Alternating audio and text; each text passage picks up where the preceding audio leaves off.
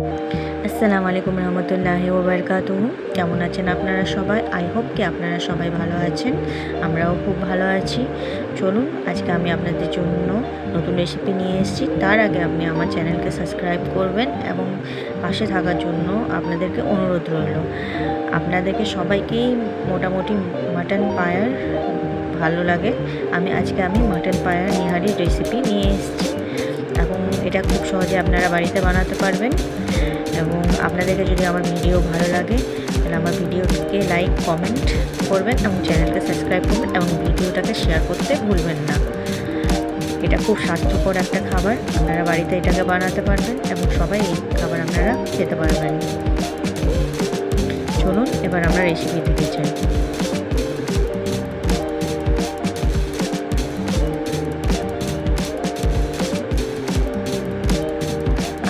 পেঁয়াজগুলোকে ছোটো ছোটো করে প্রথমে কেটে নেব। আর পেঁয়াজটাকে ধুয়ে ভালো করে ছোটো ছোটো করে কেটে নিয়েছি পেঁয়াজগুলো। এখানে আমি ছাগলের পায়া নিয়ে নিয়েছি এবং আমি একটা প্রেসার কুকারকে ভালোভাবে গরম করে নেব।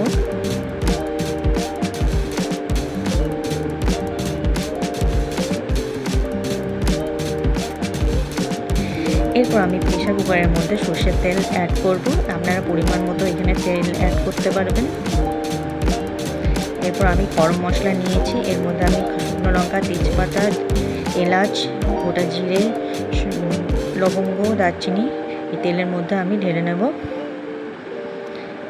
তারপর যখন তেলটা একটু গরম হয়ে আসবে তো এর মধ্যে আমি কেটে রাখা পেঁয়াজগুলোকে অ্যাড করব।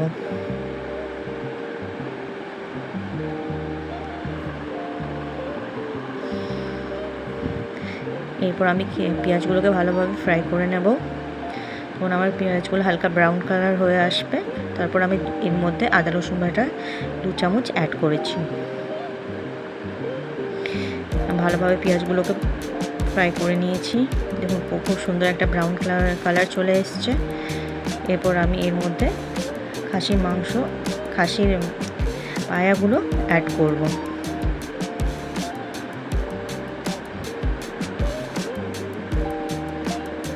আমি অল্প অল্প করে খাসির পায়াগুলো পেঁয়াজের সাথে ভালোভাবে মাখিয়ে নিচ্ছি।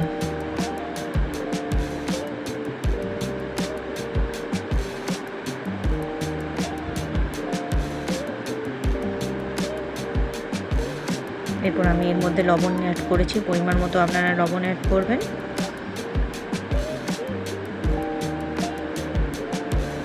তারপর আরও ভালোভাবে এটাকে মিক্স করে নিয়েছি। এরপর আমি এর মধ্যে হলুদ গুঁড়ো অ্যাড করলাম।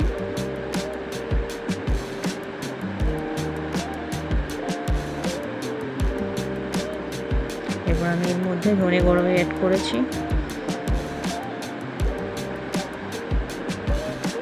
এরপর আমি এর মধ্যে জিরে গুঁড়ো অ্যাড করেছি।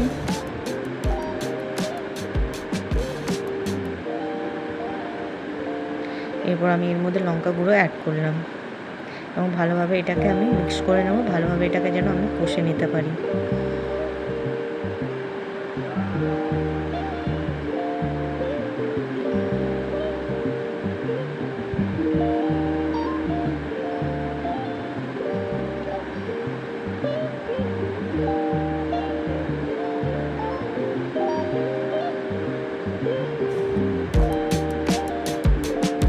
এরপর আমি এর মধ্যে জল অ্যাড করব।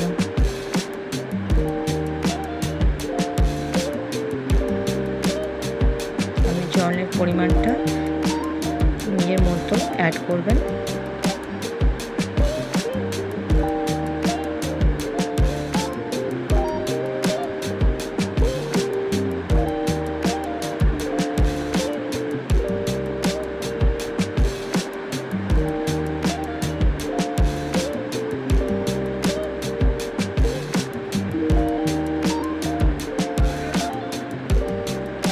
ভালোভাবে এটাকে আমি কষে নিচ্ছি।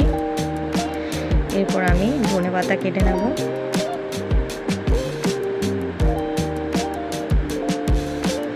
ভালোভাবে ধনেপাতাগুলো কেটে নিলাম। এদিকে আমার নিহারি অলমোস্ট হয়ে এসছে।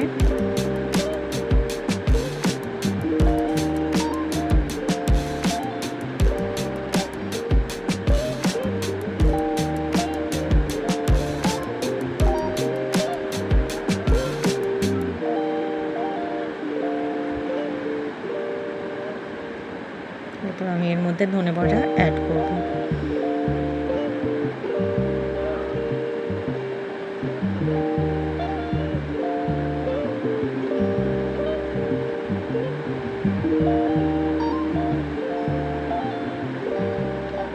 এইভাবে আপনারা খুব সহজে বাড়িতে নিহারি বানাতে পারবেন।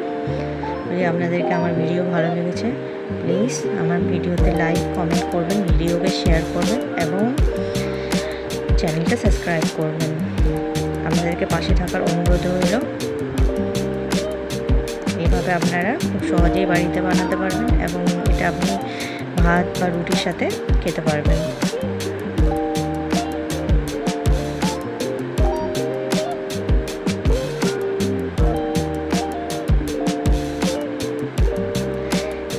এটা হয়ে এসছে এবং এটাকে আপনি সার্ভ করবেন।